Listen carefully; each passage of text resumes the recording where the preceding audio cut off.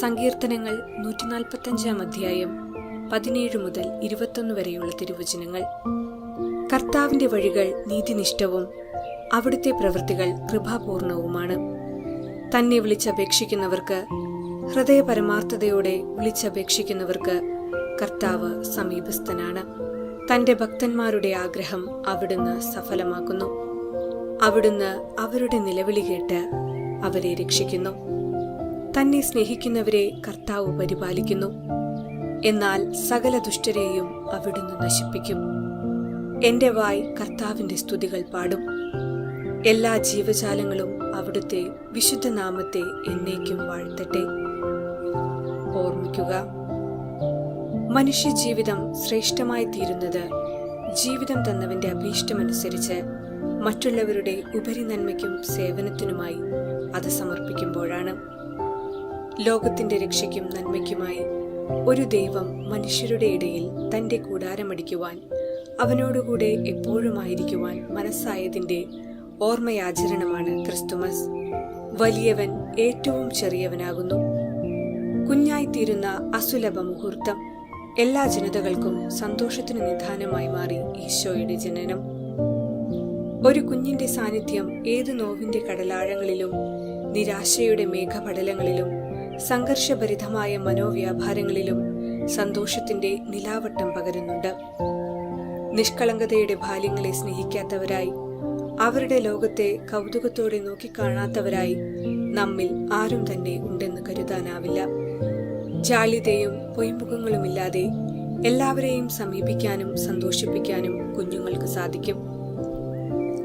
നിങ്ങൾ കുഞ്ഞുങ്ങളെ പോലെയാകുവിനെന്ന് ഈശോ പറയുന്നു. ഈശോയുടെ മനുഷ്യാവതാരം ലോകത്തിനു മുഴുവൻ സന്തോഷം പകരുന്ന സദ്വാർത്തയായത് അവിടുന്ന് ദൈവസമാനത മുറുകെ പിടിക്കാതെ ബലിദാനമായി തന്നെ നൽകിയതുകൊണ്ടാണ്.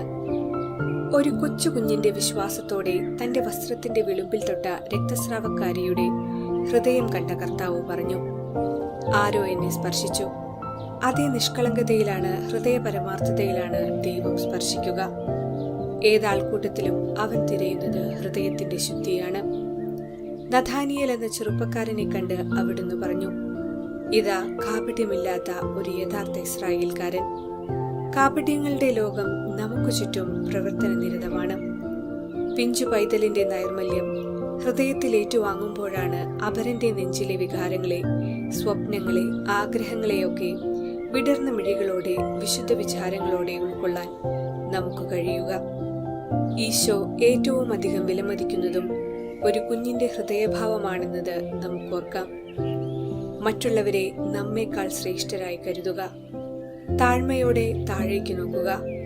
ദൈവം നമ്മെ ഉയർത്തും എന്ന വിശ്വാസവും ബോധ്യവും എല്ലാവർക്കും ഉണ്ടാകട്ടെ എന്ന് പ്രാർത്ഥിക്കാം.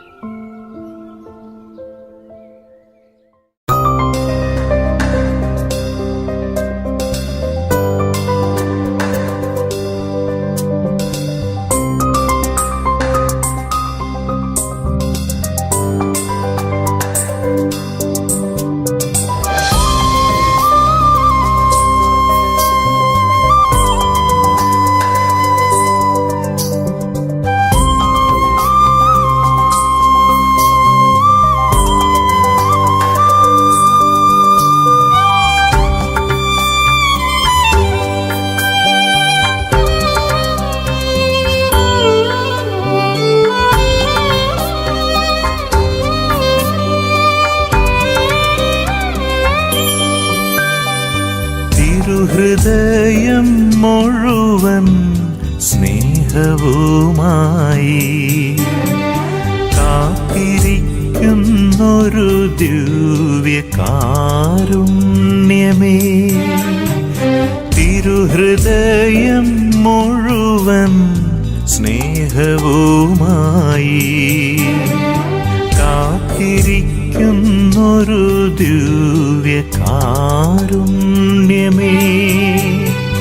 ജീവിതം ഒന്നായി അർച്ചനയേകി യേശുവേ അങ്ങേക്കെന്നും ആരാധന. തിരുഹൃദയം മുഴുവൻ സ്നേഹവുമായി കാത്തിരിക്കുന്നൊരു ദിവ്യകാരുണ്യമേ.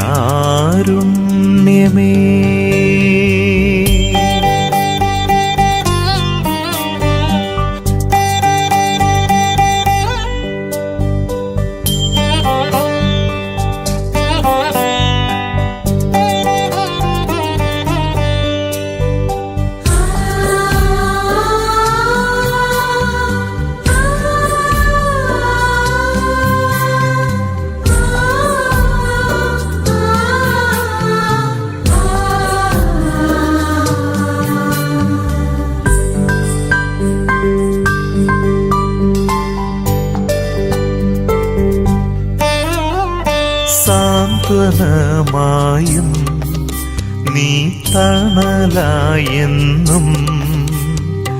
ജീവിതം തന്നിൽ വന്നിടണേ.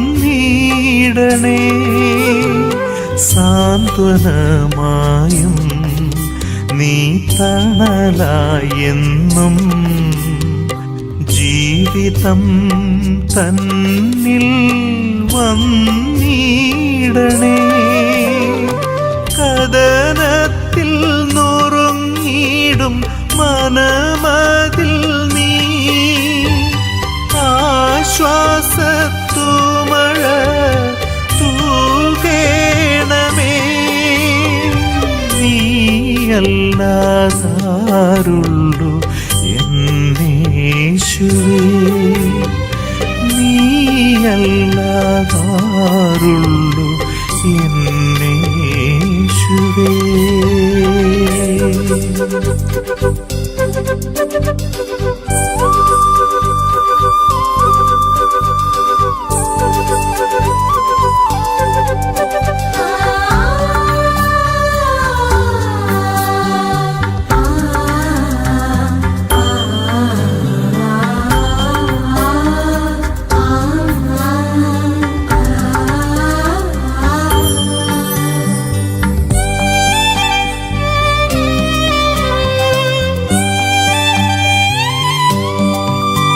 എൻ ജീവിതയാത്രയിൽ നീ തുണയായെന്നും ആത്മാവിൽ പുതുജീവൻ ചൊരിഞ്ഞിടുവാൻ.